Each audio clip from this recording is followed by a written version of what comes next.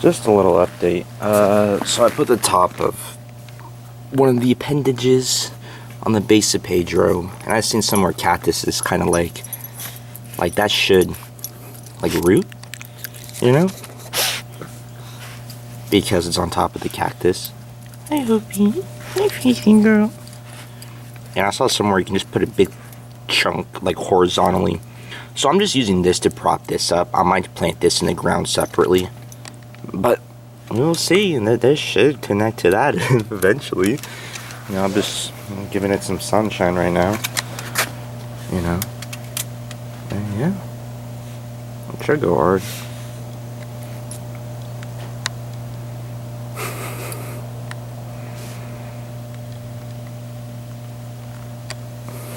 Swag.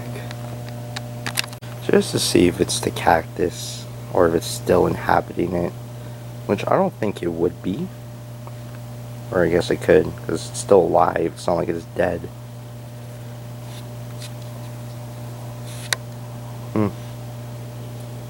That's strange. Is this going to come back to life and grow fine?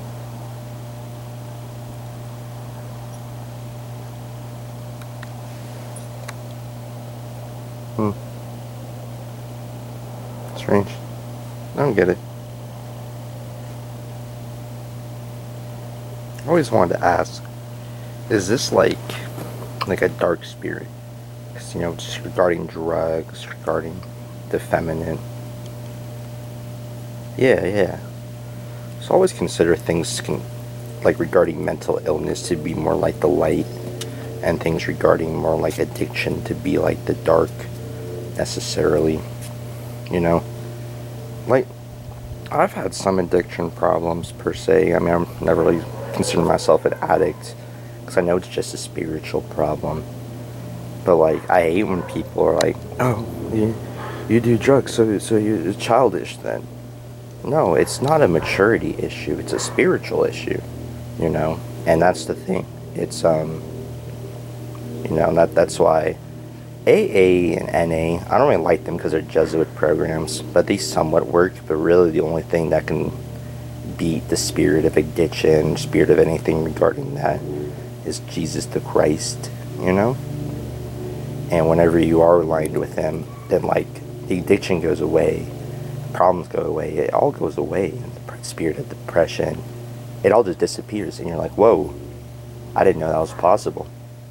But the second, you know, when you go back to the dark, comes back, and just that simple, you know, like, comes back, as you can see.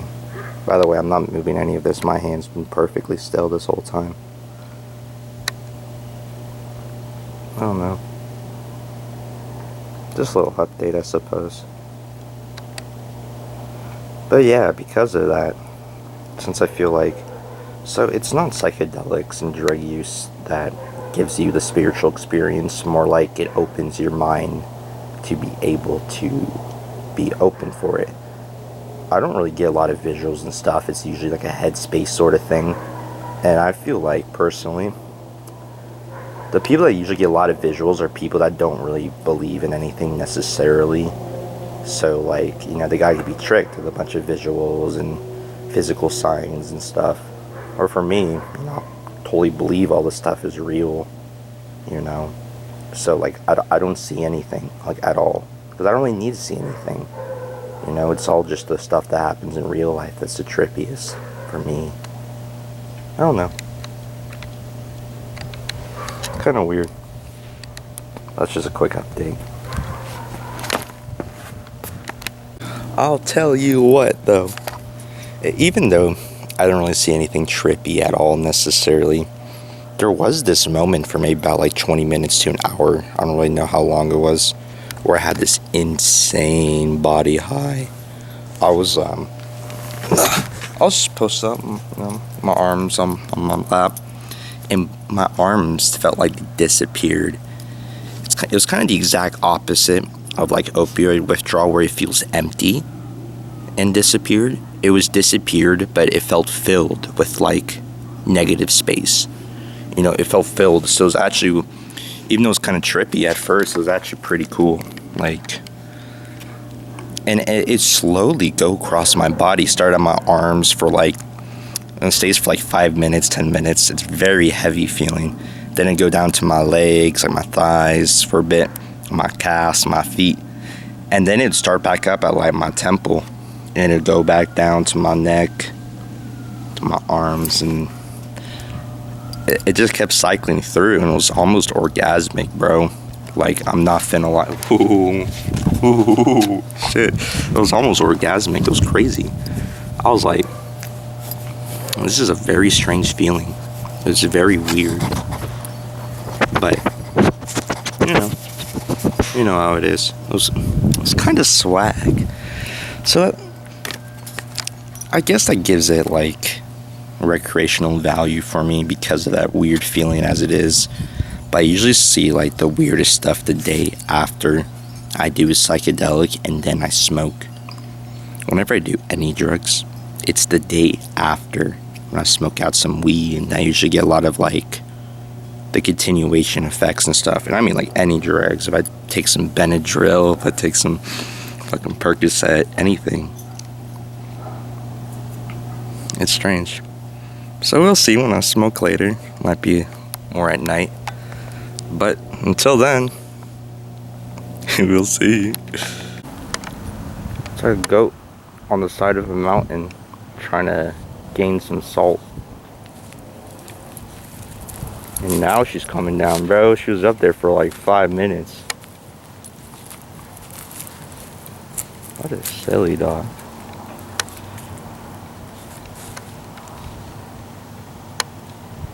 Good girl. Walk continues. No, go on this side of the pole. Oh my goodness. No, this way. Good girl.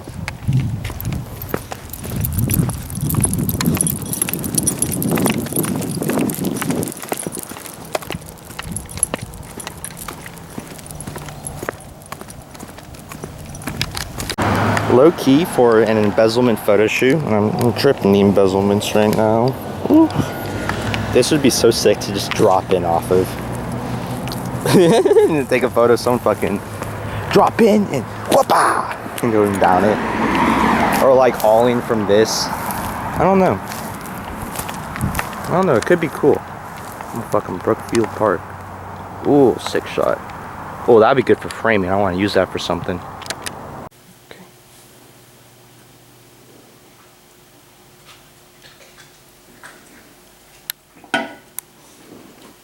Hello everybody, we are live here with Joshua Allgood, and we are on the, I guess, continuation of the second part, but now it is the day after. So Joshua Allgood, please tell us about your experience. Oh, my experience. Oh, holy crap, that was insane. Yeah, so I drank an entire cup full of San Pedro brew. It was quite cloudy because we extracted a lot of the phenethylamines in the cactus, so it was just floating in there and all sunk to the bottom of the cup.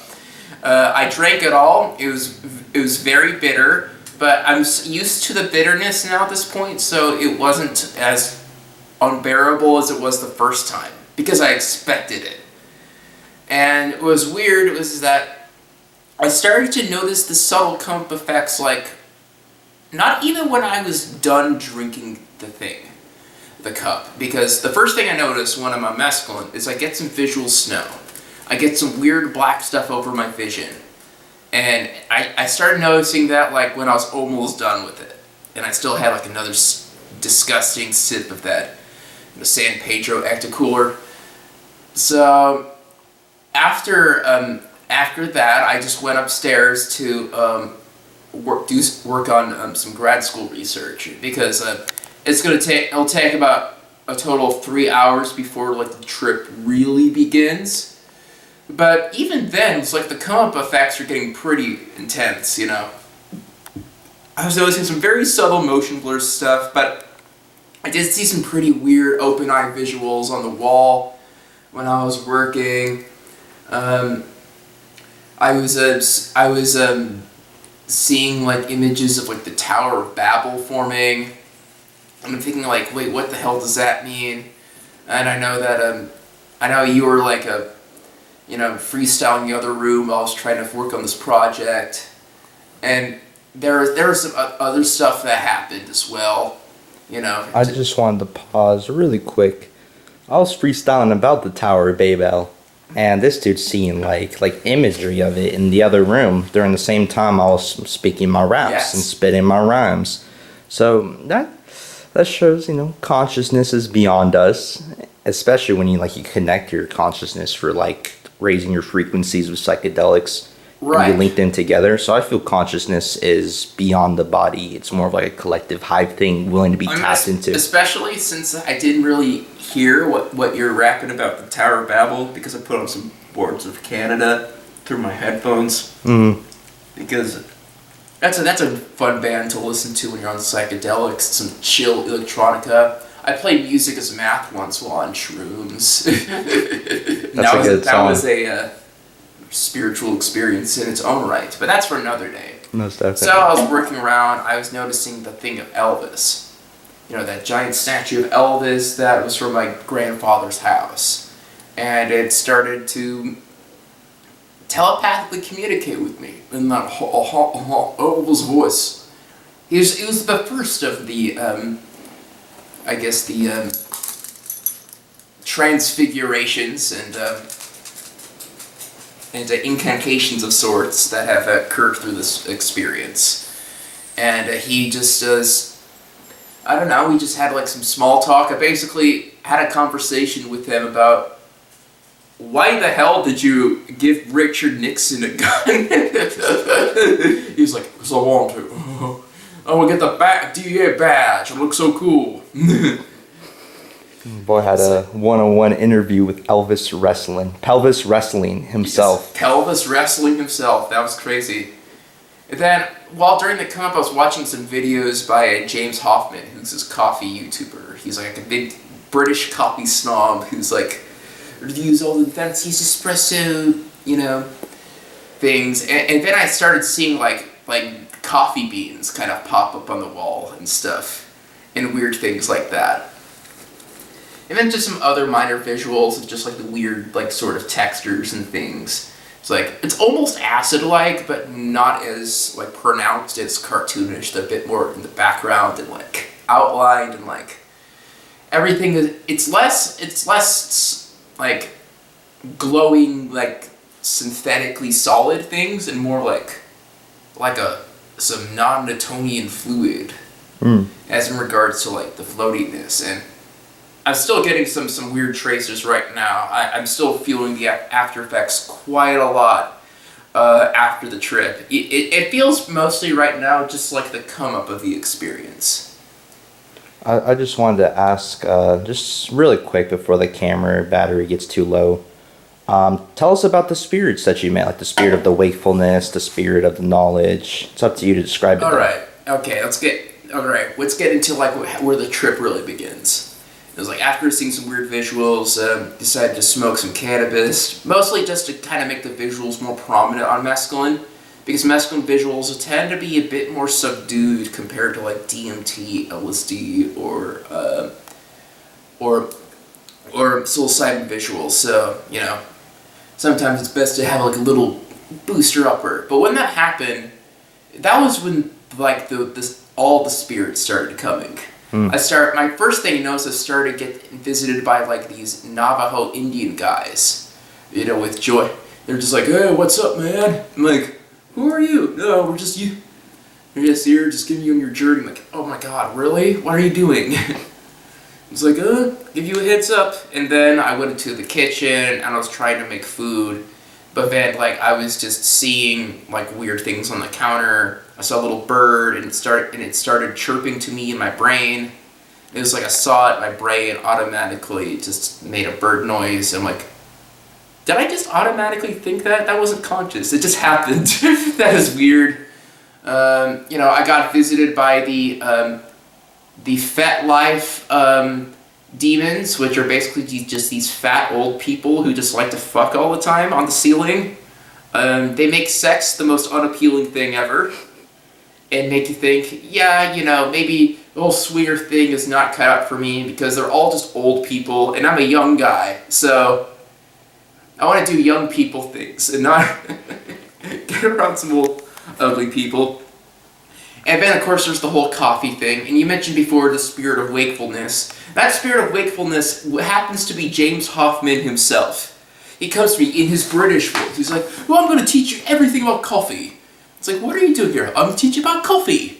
So, they're in caffeine. It's like, are you here trying to tell me to drink coffee? I was like, it's a bit too late for that, isn't it? You're quite to be right now. But just think about it.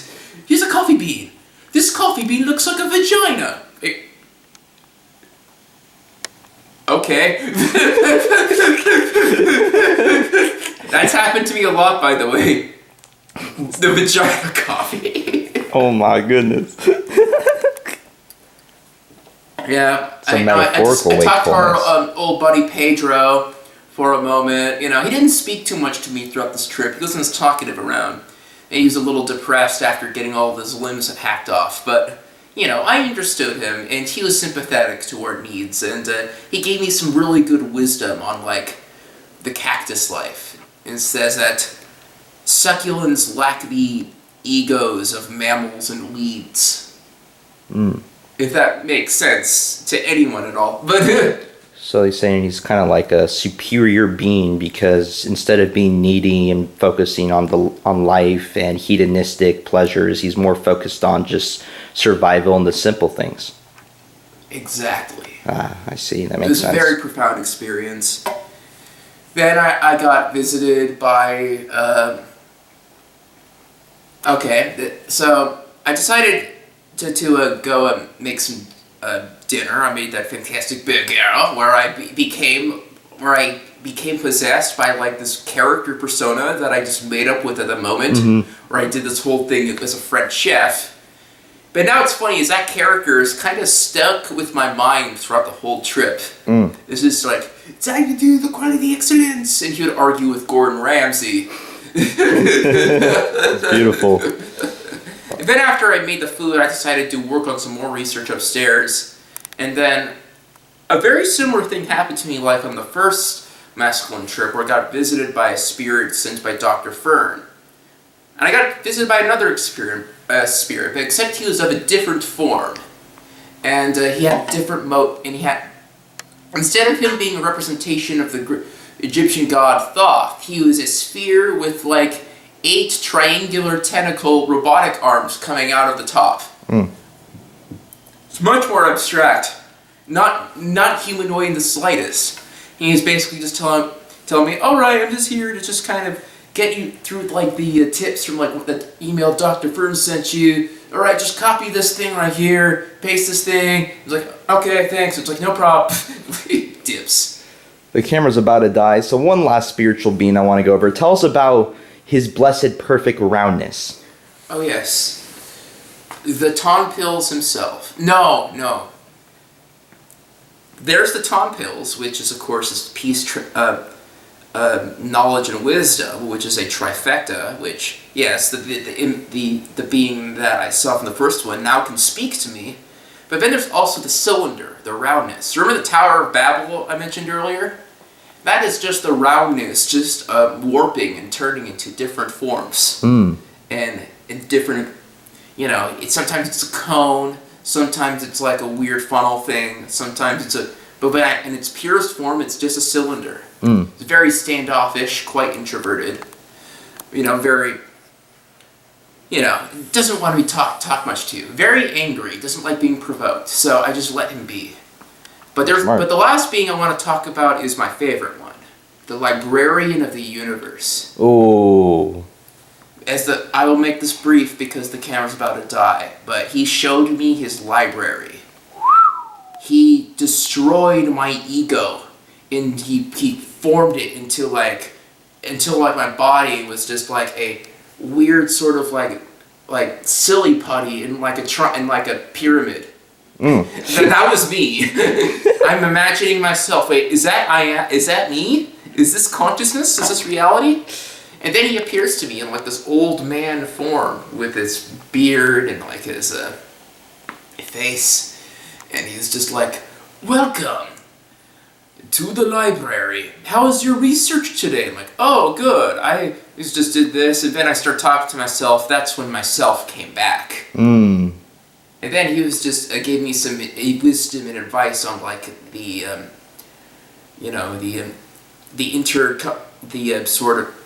the nature of imagination and thinking and of the mind. Not in a way like how LSD does, where you're just thinking about something, and then you just come to this weird conclusion, which is just like, what the fuck? It's more like I'm interacting with this. It's giving me things, and I'm having like a conversation. It's a dialectic of sorts. And then we're talking about, like, what books should I read? It's like, I don't know. I'm like thinking, maybe I should read this one philosophy book. It's like, that's a good start. Good start. That's a very good start.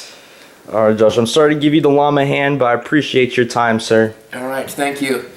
Yeah, there's some weird stuff, too. I did actually see some sexy, hot beings, not just ugly people later on. So That's based. So that made up for like seeing the old people fuck. Thank you, Josh. At this point, I was just kind of thinking in my mind, And the thank you, God, even though I don't believe in one, like literally. Good morning, beautiful people of the internet. It is very early morning AMs. I have to open for my work. Man, that shit sucks. I am a prophet. I do not deserve to be a slave to the cogs of the machine of the industrialism. Welcome, my son. Doom, doom.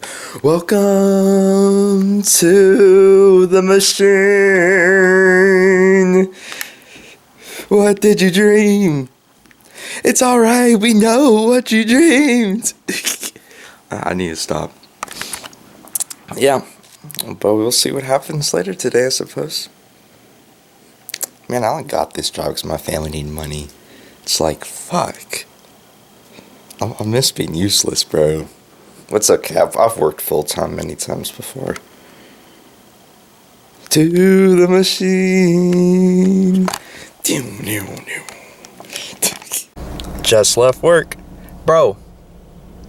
So, for about 2 weeks maybe, I dated this very satanic bitch who worshiped Bethlehem. And her little sister drives around in this fucking BMW with a I love MILF stickers. I fucking leave my work and I'm crossing the street and there's some fucking BMW zooming over towards me. I'm like, oh, I'll get on the road by the time it's over. But I was like, damn, there's some pretty bitches in that car. And then it hit me. And I was like, I think we made eye contact and shit. And I swear, I heard fucking Tanner say some shit like, bro, go. That shit was funny. That shit was comedy gold. But bro, there are no coincidences. What was Satan bitch doing here with her fucking sister? She doesn't even like her sister, bro. She wouldn't be hanging out with her. Man. That shit's silly, dog. Well, but we out here now. That was just a weird update. It's fucked up. It's 3 o'clock now. It's a beautiful Tuesday afternoon. And we are heading home. 4:44 on the clock, coincidentally. And we're gonna make some freestyles. I'm probably just crazy, but that's a given. But I want to go outside my recent ex-girlfriend's house and fucking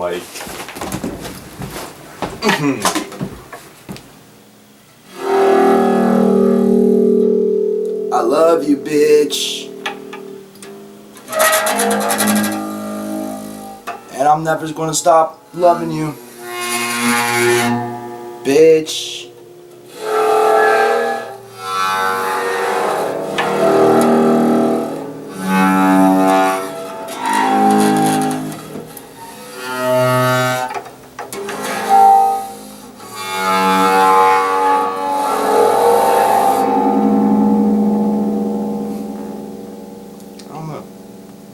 I think it'd be funny at least.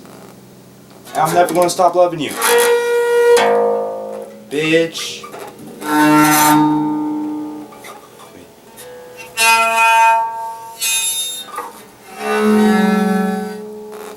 natural violin, bro. Like, I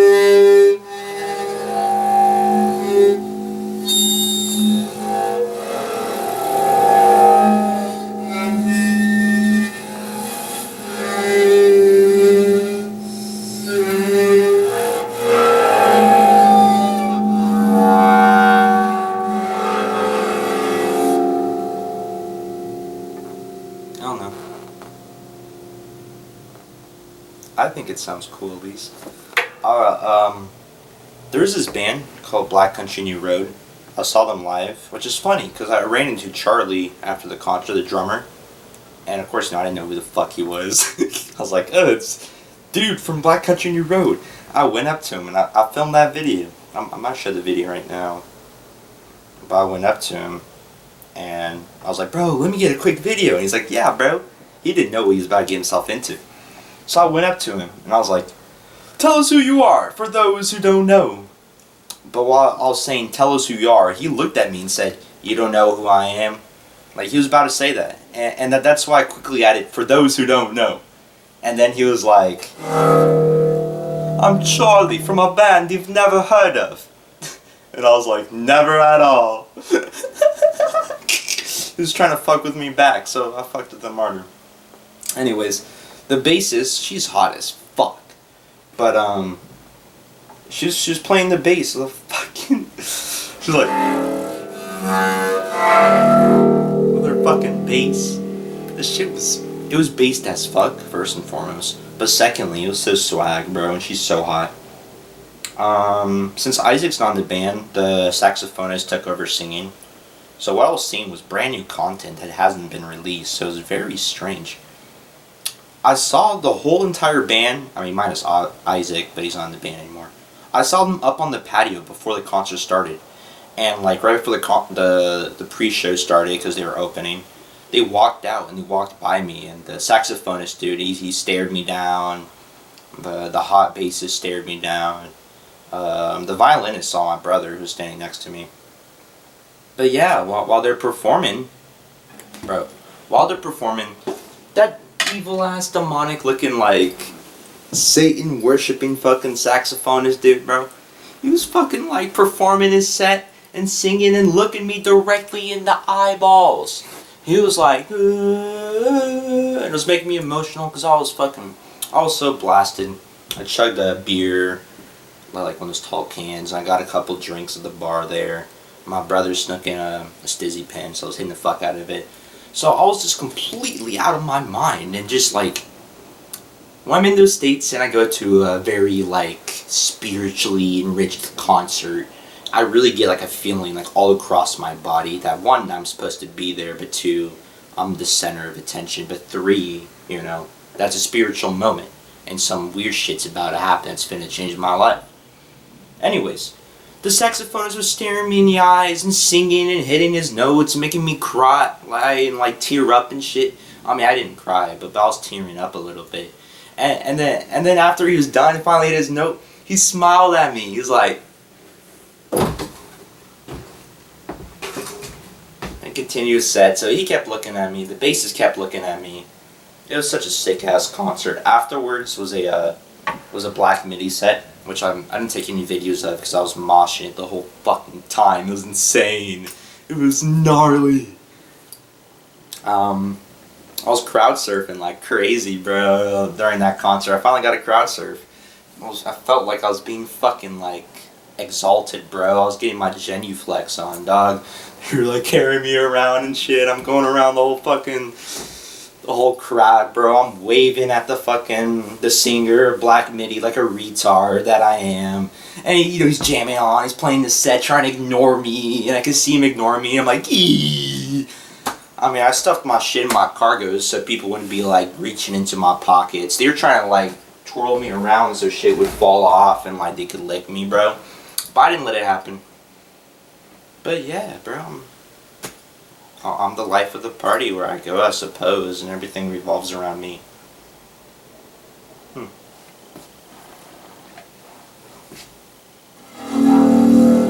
I love you, bitch. I'll never stop loving you, bitch.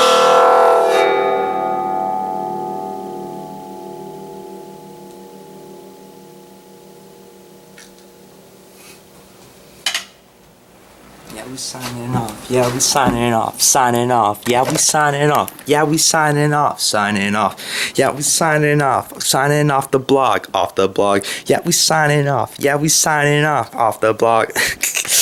Bro, I keep getting too fucking fit, dog. My belt don't even fucking fit no more, dog. It's on the fucking smallest setting, dog, and I'm straight sagging, bro. Ooh. Ooh. Wait, hold up. I'm straight sagging, bro. Like, shit. I'll be losing weight, dog. Fuck. When I weigh myself with clothes and shit, I'm like 160, bro. So I'm always like, oh, that's good weight. But I be wearing like Air Force Ones and like heavy ass clothes and chains and shit, bro. I'm really like 152. When I was like a very heavy fentanyl addict and cocaine addict, you know, I like to speedball, I got down to like 135, dog. I mean, you'll hear it here first because I don't like to say this. I'm not actually 6 foot. I am 5'11" and like 3/4. So 6 foot and 135 is pretty fucking thin, bro. It's not a lot of meat. I looked good. My shit was chiseled, bro. I was fucking chiseled. But it wasn't good. It wasn't healthy, and it made me feel just as miserable as I looked. I don't know. If I ever go on drugs again, because I'm sober right now, which is surprising. I don't think I've done fentanyl for like... Okay, I haven't been in an active fentanyl binge in probably over a year. I mean, I've had it once or twice here and there with some bitches pull up and they're like, I got the dirty 30s, bro. I got the dirty 30s, bro. I got... Yeah, you got the dirty 30s, bro. I get it.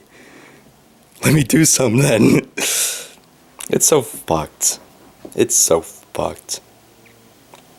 Bro, I had this spiritual experience once with, so I didn't do fentanyl for almost like a year, and then I had like a 1-day relapse. I went over to this girl's house or whatever, and it was a very spiritually insane week. I met fucking Tom Moose, I met Baal Haddad himself, and then at the end of the week I met Ashtoreth. Sexy. Anyways, it was in between after I finally met Baal Haddad himself, and I went over to this girl's house while I was on vacation in like Newport Beach, bro. I was down there at beach house for like a week. I sit down, and like, it was very weird. There's a lot of weird spider symbolism, so it kind of led into like the whole motherly love of Satan epiphany that I ended up finding when I found out the day I met Ashtoreth, which was like 2 or 3 days after that. But it's this girl, her name's Sophie, which is really weird. It's like the Gnostic spirit of the Sophie. So once again, it's the feminine dark spirit. I was doing some dirty 30s with her, but she did this very strange thing. So I was like very like Christianese. That week is when I kind of became like an occultist or more like a necromancer, because I don't use occultism for evil. She had this finger gun thing. She just looked at me and she's like, "You're dead." I was like, "What?" And she gave no context. And it's like she got like possessed for like 5 seconds to just randomly like, "You're dead." And then she like went back on her way, and I was thinking in my head, like, I mean, I was acting out trying to be cool. I was like, oh, you know. But that shit goes through my head, like that image of her doing that. Gosh, she's so fucking hot. Sophie from Huntington Beach, bro. But like, whenever like I feel myself slipping or falling from grace, or whenever I feel myself turning evil, or on whatever days I feel like I'm in the darkness, that shit goes through my head. You're dead. Maybe I am. Maybe I am. But who knows? Who knows the future? I kinda do, I think. I'll really have to see how it plays out so I can confirm it for sure or not if I really do know the future.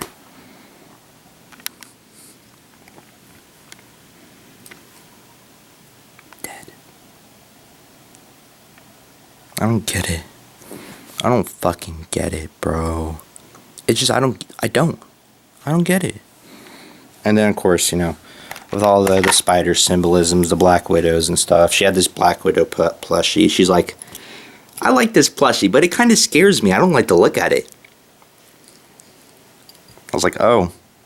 And then she said some very vague shit like, oh, so I got bit by a spider somewhere random, and I kind of looked up what the spiritual meanings were, and it was kind of cool. And then she didn't explain what the spiritual meanings were. Once again, my life revolves around me. What the fuck?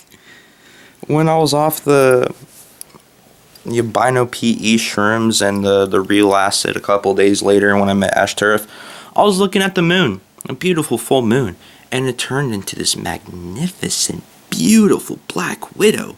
I was looking at the sand, and usually I'd see scary shit, but it was like the mountains and the sands are like smiling and shit, bro. Fucking insane. I've met Tammuz. I've met Baal Hadad. I've met Ashtoreth. And shit, I mean, there's the continuation where I end up meeting Lucifer eventually in just his pure light form.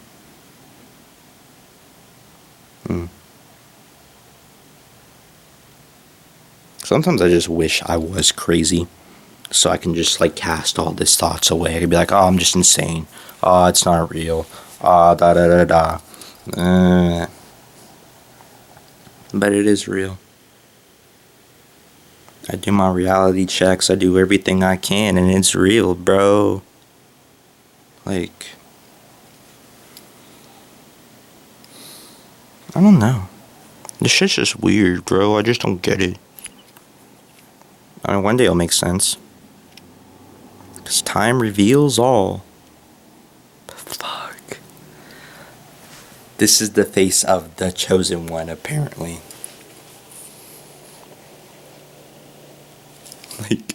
Bro, look at me, bro.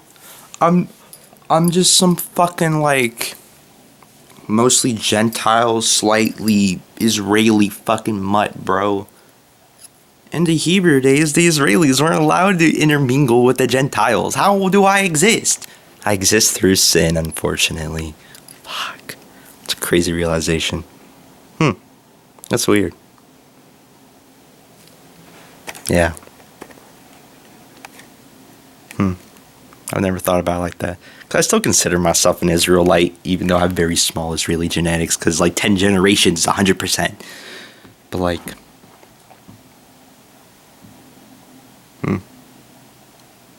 I don't know. I guess I'll just have to see where the future foretells the adventure, I suppose.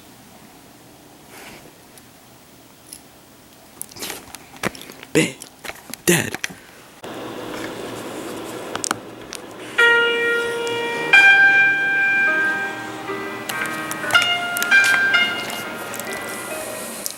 Greetings! We are with the chef today, and we are about to pour up some boko. Tell us about the wine selection, sir. We are with the saucier right here himself. Well, monsieur, s'il vous plaît, merci beaucoup. He's got some de Bulgaria, Cabernet Sauvignon, from the Napa Valley region of California.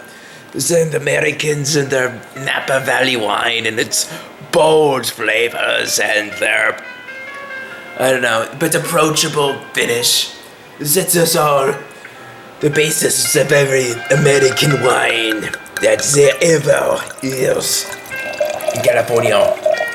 Yes.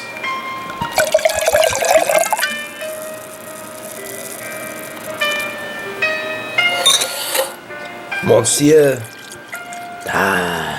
S'il vous plaît. Swiss Army tonight we have a fantastic beaucoup.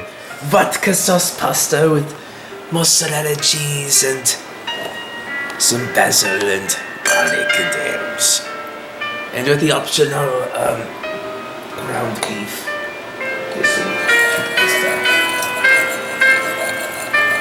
Very delicious.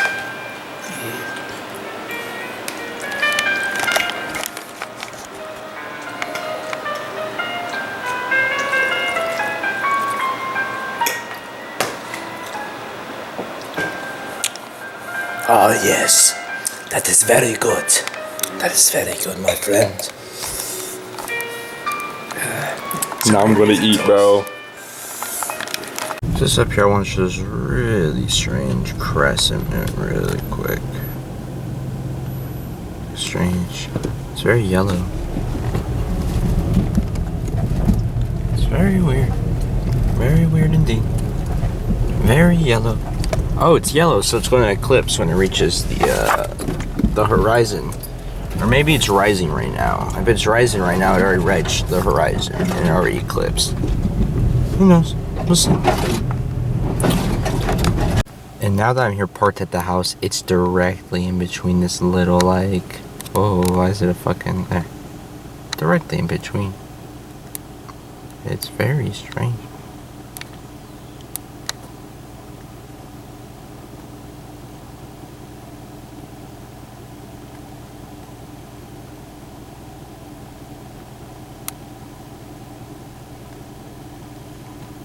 Cool, you can see the craters on the outline.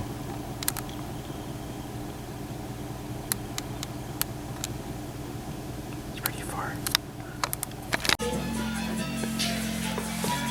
Whoa. Shit. Well, we're here with my brother Jake right here, dog. How's it going? We're doing fantastic today. So, I didn't film this part, but tell us about the trip to Taco Bell. The trip to Taco Bell. Well, it was very hazy, but the car, you know, that's what mainly brings everything in. We were going to Taco Bell, and we really just wanted Taco Bell that night, you know? You have that. Anyways, we're going there. I mean, literally, the car is on its last limb. So, we're able to get there fine, even though it's overheating and stalling. And then we drive home, and it's overheating even more. It's stopping at every light, stalling at every light.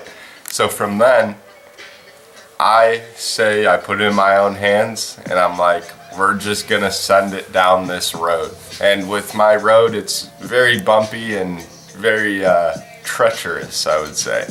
So I was going super fast down that road. Everything was doing really perfect. Everything was perfect at the T. You know, I've never felt that. And that, we finally got home. And that was what happened. You know, and then that, it was wild, you know. Wait. Some sign. So, yeah.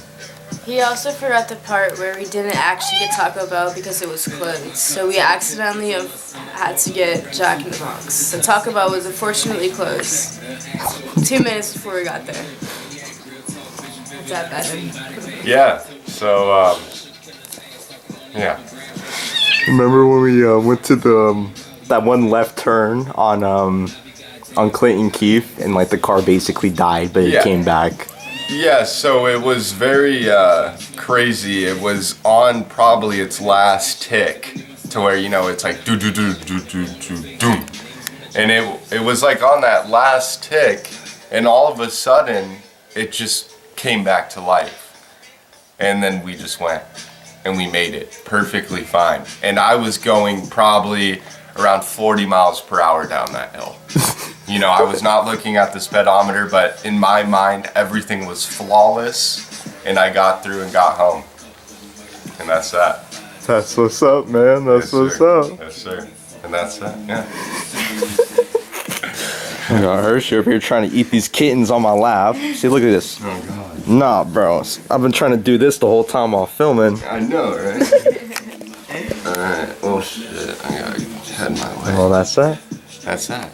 By the way, happy birthday to you. Yeah, Thank you. exactly. Oh my goodness. Well, Well, that's that, bro. that's that.